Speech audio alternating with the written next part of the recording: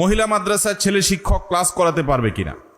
যদি মাদ্রাসা মহিলা হয়, মেয়েদের মাদ্রাসা হয়, তাহলে মেয়েদের মাদ্রাসায় মেয়েরাই শিক্ষকতা করবে, এটাই হওয়া উচিত।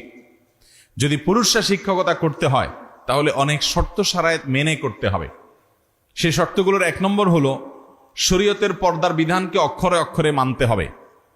যেমন পর্দার আড়ালে থেকে পড়াবে এবং কোন রকমের ফিতনা যাতে না হয় সেজন্য সকল ব্যবস্থা গ্রহণ করবে। কারণ আল্লাহ রাব্বুল আলামিন পর্দার এই বিধানটাকে ফরজ করেছেন, আমাদের ইজ্জত সম্ভ্রমকে হেফাজত করে নির্দেশ করেছেন। অতএব এটা কোনোভাবে লঙ্ঘিত হতে পারে সেই দুয়ার উন্মুক্ত করা যাবে।